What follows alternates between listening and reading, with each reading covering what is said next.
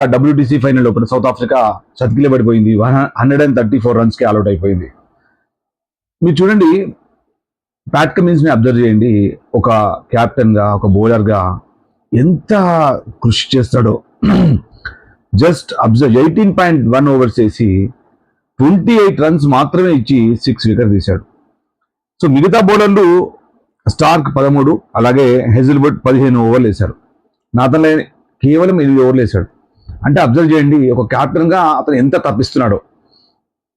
ఒక కెప్టెన్ గా Bob Willys తర్వాత 5 వికెట్స్ తీసిన bowler captain Pat Cummins. But he's greatness ఏంటంటే 28 for 6, ఇతనే బెస్ట్ బౌలింగ్ కెప్టెన్ గా. సో ఇంత గొప్ప గణాంకాలు, 300 వికెట్లు కూడా తీశాడు. Is such a lovely captain and a bowler and ఒక టీమ్ ప్లేయర్. సో ఆస్ట్రేలియా గురించి మీకు ఫస్ట్ చెప్పాను, ఆస్ట్రేలియా ఈ టోర్నమెంట్ గెలుస్తుందని, WTC ఫైనల్ తప్పకుండా గెలుస్తుందని. ఇంగ్లాండ్ ఇండియా వెళ్ళుంటే అటు ఆస్ట్రేలియాకి అవకాశం దక్కకపోయేది. బట్ ఇండియా ఒక మంచి అవకాశాన్ని ఆస్ట్రేలియాకి ఇచ్చింది. అటు ఆస్ట్రేలియాలో కంపల్సరీ 4 టెస్ట్ మ్యాచ్ గెలవాల్సిన పరిస్థితులు పట్ల మనం వెళ్ళాం. అక్కడ ఓడిపోయినాం, చతికిలబడిపోయినాం. అంతకుముందు న్యూజిలాండ్తో 3-0తో చిత్తుగా ఓడిపోయినాం.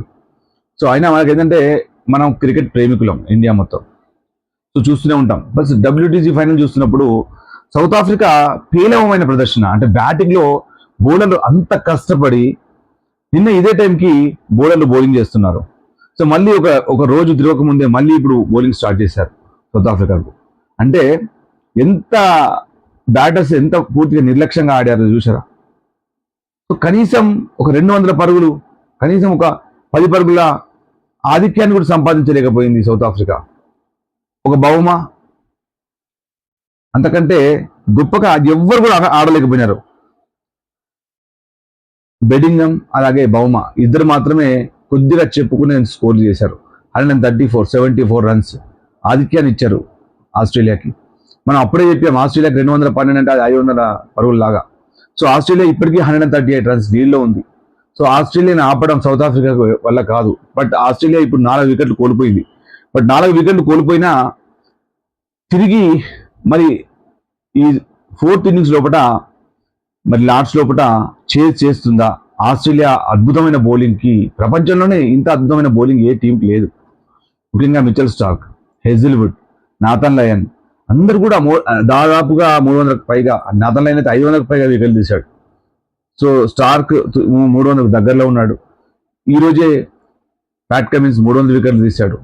సో ఇంత అద్భుతమైన బౌలింగ్ ప్రతిభ ఉన్న ఆస్ట్రేలియా ఈ WTC ఫైనల్ గెలుస్తుందని నేను ముందే చెప్పాను. సో బట్ ఇప్పటికైనా అవకాశం ఉంది సౌత్ ఆఫ్రికాకు. కానీ బ్యాటర్స్ మాత్రం, వాళ్ళని చూస్తే మాత్రం వాళ్ళు ఏదో ఆడతారనే నమ్మకం మాత్రం లేదు, ఏ క్వశ్చన్ లేదు.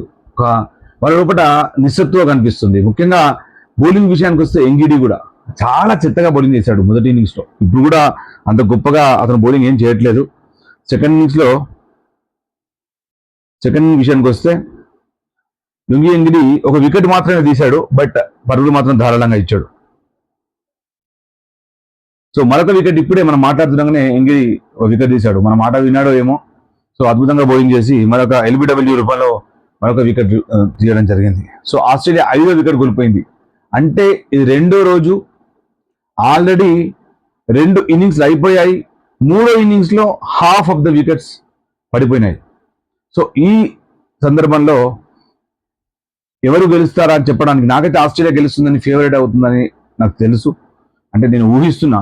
తెలుసు అంటే పక్క గెలుస్తుందని కాదు, బట్ గెలిచే అవకాశం ఆస్ట్రేలియాకి 90% ఉంది, 10% సౌత్ ఆఫ్రికాకు ఉంది. ఎందుకంటే సౌత్ ఆఫ్రికా ఎప్పుడు కూడా కీలకమైన పరిస్థితుల్లో ఆడిన దాఖలాలు లేవు. సో ఇప్పుడు కూడా ఆడుతుందని ఏం భరోసా లేదు. సో ఇలాంటి సందర్భాల్లో ఆస్ట్రేలియా గెలుపు మాత్రం దగ్గరలో ఉంది. బట్ 2వ రోజు ఆట ముగిసిపోతుందా అన్నట్టుగా ఉంది.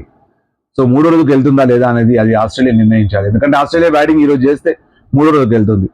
మరి ఆస్ట్రేలియా ఒకవేళ ఈరోజు బ్యాటింగ్ ముగించి మరి సౌత్ ఆఫ్రికాకు బ్యాటింగ్ ఇచ్చినట్టయితే, సౌత్ ఆఫ్రికా కూడా ఒక రోజులో, అంటే ఈ ఒక సెషన్లో కూడా ఆల్అౌట్ చేసేంత బెస్ట్ బౌలింగ్ ఉంది. అలాగే వికెట్ కూడా అట్లనే ఉంది. సో అంటే 3వ రోజుకి వెళ్తుందా లేదా అనేది ఆస్ట్రేలియా నిర్ణయించాలి. సో చూస్తూ ఉండండి, అప్డేట్స్ ఇస్తూనే ఉంటాను. Thanks for watching your favourite talk show.